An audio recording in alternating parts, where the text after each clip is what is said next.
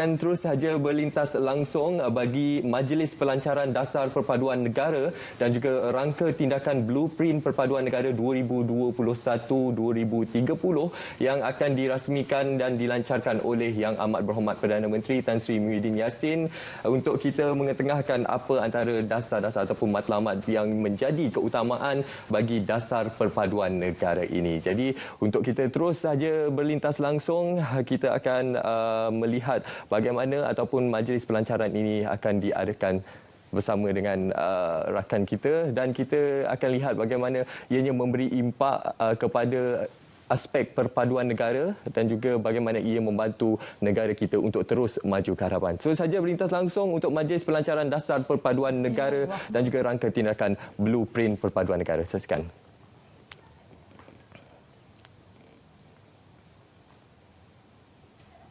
Haji Muhyiddin bin Haji Muhammad Yassin, Perdana Menteri Malaysia, Yang Berhormat Senator Datuk Seri Tilian Ke, Timbalan Menteri Perpaduan Negara, Yang Berbahagia Datuk Wan Suraya binti Wan Muhammad Razi, Ketua Setiausaha Kementerian Perpaduan Negara, tuan-tuan dan puan-puan, para hadirin yang saya hormati sekalian.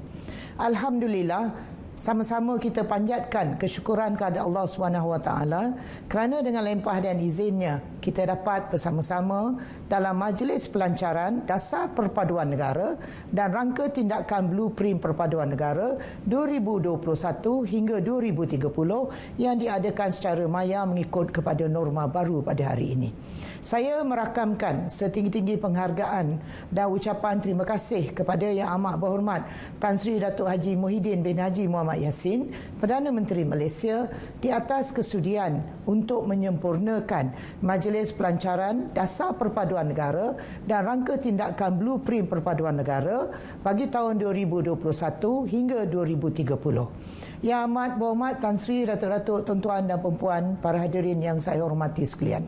Kementerian Perpaduan Negara memegang amanah sebagai pemacu dan peneraju kepada agenda perpaduan negara yang bersifat inklusif bagi kemakmuran bersama di kalangan rakyat Malaysia. Maka kerana itu, untuk julung kalinya, satu dasar perpaduan negara telah pun digubal sebagai payung utama kepada agenda perpaduan negara yang berteraskan kepada perlembagaan persekutuan dan rukun negara.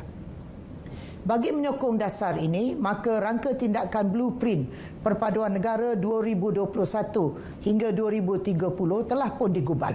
Ianya mengandungi aspirasi dan rangkaian strategi yang lebih terperinci bagi menterjemahkan agenda perpaduan negara. Tahun 2021 adalah tahun permulaan dan tindakan bagi pelaksanaan kedua-dua dokumen tersebut. Untuk itu, Kementerian Perpaduan Negara sedang di peringkat memutamatkan Pelan Tindakan Perpaduan Negara, dan Pelan Tindakan Perpaduan Negara ini seterusnya menggariskan dan memperincikan peranan semua pihak dalam menjayakan agenda perpaduan negara. Dasar Perpaduan Negara dan rangka tindakan Blueprint Perpaduan Negara ini telah pun mengambil kira akan pandangan dan maklum balas daripada pelbagai pihak, termasuk agensi-agensi kerajaan, badan-badan bukan kerajaan ataupun NGO, wakil sektor swasta, ahli akademik, jentera perpaduan dan masyarakat secara umumnya di seluruh negara. Usaha maklum balas ini sangat penting untuk kita memastikan supaya dasar, strategi dan program yang disediakan ini akan bersifat inklusif dan komprehensif. Agenda perpaduan negara adalah merupakan agenda kita bersama. Pencapaian kepada aspirasi dasar perpaduan negara dan rangka tindakan Blueprint Perpaduan Negara bagi tahun 2021 hingga 2030 adalah menjadi tanggungjawab kepada seluruh rakyat Malaysia untuk menjadikan perpaduan sebagai suatu kebiasaan. Seterusnya, saya dengan penuh takzim menjemput Yang Amat Berhormat Tan Sri Datuk Haji Muhyiddin bin Haji Muhammad Yassin, Perdana Menteri Malaysia untuk menyampaikan amanat beliau dan seterusnya melancarkan dasar perpaduan negara dan rangka tindakan blueprint perpaduan negara 2021 hingga 2030. Dengan itu saya sudahi ucapan saya ini dengan wabillahi taufik wal hidayah. Wassalamualaikum warahmatullahi wabarakatuh.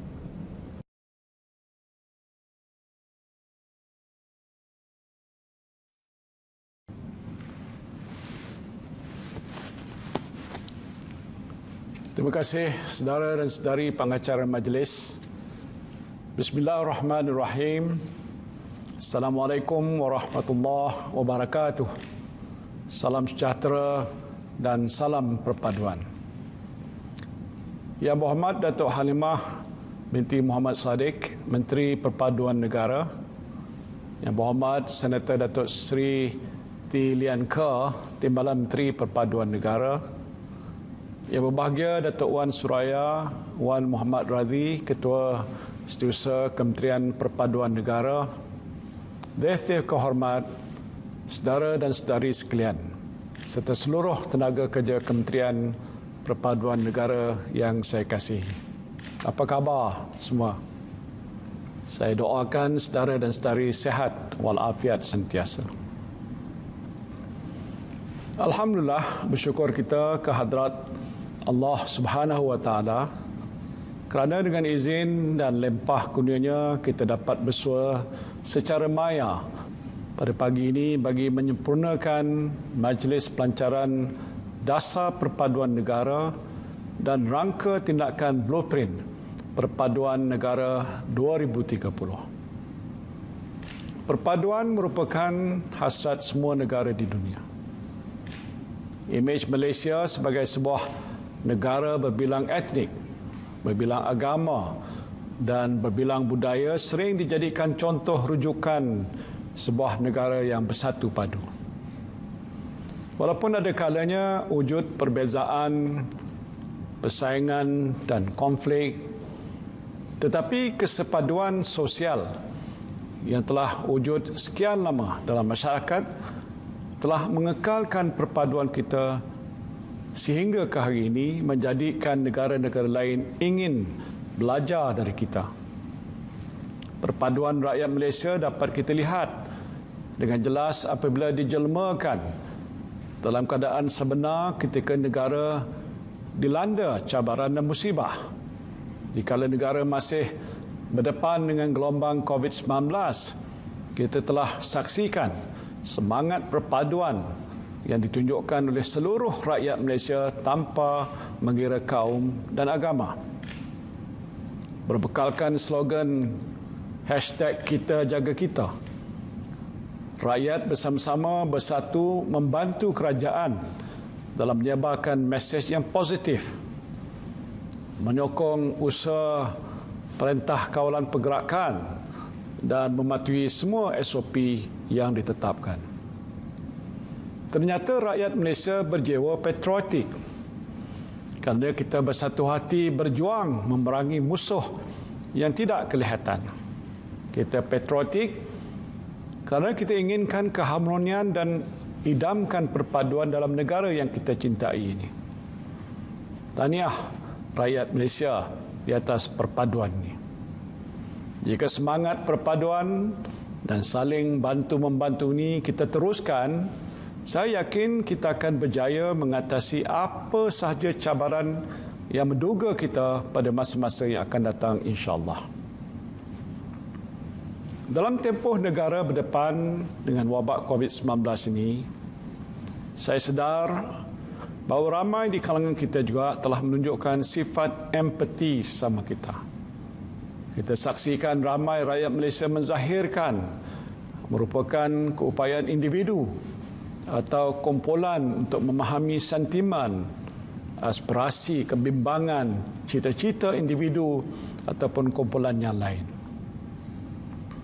Dalam krisis COVID-19, rakyat Malaysia khususnya petugas di barisan hadapan atau frontliners telah membuktikan sifat empati terhadap satu sama lain tanpa mengira kaum atau agama. Sifat empati ini harus diperkukuhkan dalam masyarakat kita. Sifat inilah yang membantu usaha kita mengatasi cabaran perkauman dengan lebih berkesan. Kita perlu terus menjeburkan sifat empati ini dalam kita hendak memahami isu-isu kaum dari perspektif yang lebih seimbang dan menyeluruh. Seperti beberapa negara-negara berbilang kaum yang lain, kadang-kadang kita hanya melihat isu kaum dari sudut kaum atau kumpulan tertentu. Perspektif ini perlu diperbaiki supaya menjadi lebih seimbang dan holistik dan harus dipupuk melalui sistem pendidikan dan media. Selain itu, kita juga harus berwaspada terhadap manipulasi sentimen kaum oleh ahli-ahli politik. Ini merupakan cabaran utama dalam hampir semua negara yang berbilang kaum. Pelaku politik yang cuba menaikkan saham politik masing-masing melalui eksploitasi perasaan kaum, hendaklah kita elakkan. Kita sedar rakyat negara ini tidak akan sekali-kali mengorbankan kesepaduan sosial dan perpaduan negara yang telah kita kecapi ini demi matlamat peribadi. Kerajaan juga tidak akan sekali-kali berkompromi dalam perkara yang boleh mengganggu gugat perpaduan negara. Berpegang pada prinsip inilah, Kementerian Perpaduan Negara telah diwujudkan dan di bawah kepimpinan Yang Berhormat Datuk Halimah Muhammad Saddiq dan Yang Berhormat Senator Datuk Seri T. Lian Ke, kementerian ini menggalas tugas berat memastikan agenda perpaduan nasional dijayakan. Sejak mula ditubuhkan Kementerian Perpaduan Negara terus bekerja keras bagi memperkukuh perpaduan. Hasilnya ialah sebuah dasar perpaduan negara yang bersifat inklusif, jelas dan kohesif yang akan saya lancarkan pada hari ini. Seiring dengan dasar yang digubal, Kementerian turut menghasilkan rangka tindakan, iaitu Blueprint Perpaduan Negara 2030 yang menyokong strategi-strategi dalam dasar perpaduan negara serta menetapkan aspirasi perpaduan yang ingin dicapai dalam tempoh 10 tahun yang akan datang. Tahniah Kementerian Perpaduan Negara atas pencapaian ini. Saya juga suka menekankan bahawa usaha mencapai perpaduan merupakan suatu perjalanan yang jauh dan berliku. The quest for unity is a journey, not a destination. Justru kita semua mesti sentiasa membetulkan niat dan juga memperkasa usaha bersama untuk memastikan Malaysia kekal sebagai sebuah negara yang kukuh teras perpaduannya, bukan saja untuk generasi masa kini, tetapi demi masa depan anak cucu kita kelak. Saudara-saudari yang saya kasihi sekalian, penggubalan dasar perpaduan negara adalah berlandaskan pada perlembagaan persekutuan dan rukun negara. Dasar perpaduan negara adalah selaras dengan dasar-dasar utama negara seperti Wawasan Kemakmuran Bersama WKB 2030, Rancangan Malaysia 5 tahun dan dasar-dasar lain yang berkuat kuasa. Rakyat Malaysia sejak sekian lama berpegang kepada rukun negara. Kita percaya kepada Tuhan, kita setia kepada raja dan negara, kita junjung keluhuran perlembagaan, kita hormati kedaulatan undang-undang dan kita sentiasa bersopan dan bertata susila dalam pergaulan kita seharian.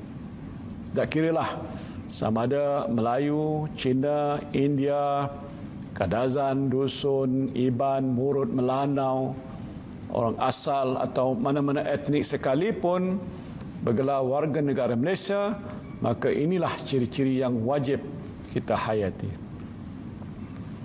Kerajaan amat menyadari akan hakikat bahawa perpaduan adalah tunjang kemakmuran negara. Maka perpaduan dalam kepelbagaian atau unity in diversity yang berteraskan model integrasi inilah yang kita hasratkan untuk rakyat Malaysia. Ini kerana berdasarkan sejarah, kita rakyat Malaysia telah menerima hakikat bahawa masyarakat negara ini adalah majmuk dan pelbagai latar belakang, pegangan agama, pengenalan bangsa dan budaya. Oleh kerana perbezaan dan kepelbagaian inilah, maka usaha ke arah mewujudkan perpaduan di negara ini perlu dilengkapi dan dilandasi usaha integrasi berterusan. Menyedari hakikat tersebut, dasar perpaduan negara berkonsepkan perpaduan dalam kepelbagaian telah menetapkan strategi jangka panjang yang menggariskan usaha berterusan untuk memupuk, mengukuh dan memelihara perpaduan dalam kalangan rakyat. 3 objektif utama yang ditetapkan dalam dasar ini ialah: 1. Mengukuhkan perpaduan dan integrasi nasional berteraskan perlembagaan persekutuan dan rukun negara. Membentuk identiti nasional dengan semangat jati diri, patriotik, prihatin, toleransi, saling hormat menghormati dan bertanggungjawab. Dan 3, melahirkan rakyat Malaysia yang menghargai dan mengamalkan perpaduan. Bagi memastikan objektif ini tercapai, sokongan padu dan kerjasama penuh daripada semua pihak, terutamanya ejen penggerak perpaduan yang terdiri daripada badan-badan bukan kerajaan, NGO, pihak swasta dan pemegang taruh yang berkaitan adalah sangat penting. Saudara dan saudari sekalian yang saya hormati, saya ingin tekankan bahawa dasar perpaduan negara ini adalah dasar kita bersama. Kita semua adalah ejen perpaduan negara. Kita yang akan membawa ekspresi ini ke hadapan. Marilah kita menggerakkan seluruh kekuatan dan kudrat kita untuk terus menyebarkan semangat perpaduan dalam keadaan yang amat mencabar pada masa ini. Saya mendoakan agar negara kita akan terus makmur dan kekal kukuh sebagai sebuah negara yang bersatu padu dan harmoni. Subur dan kukuhkanlah perpaduan dalam kepelbagaian yang kita miliki selama ini. Dengan lafaz Bismillahirrahmanirrahim, saya melancarkan dasar perpaduan negara dan rangka tindakan yang ini blueprint perpaduan negara 2030. Dengan itu saya sudahi ucapan ini dengan lafaz Wabillahi taufiq wal hidayah. Assalamualaikum warahmatullahi wabarakatuh. Sekian. Terima kasih.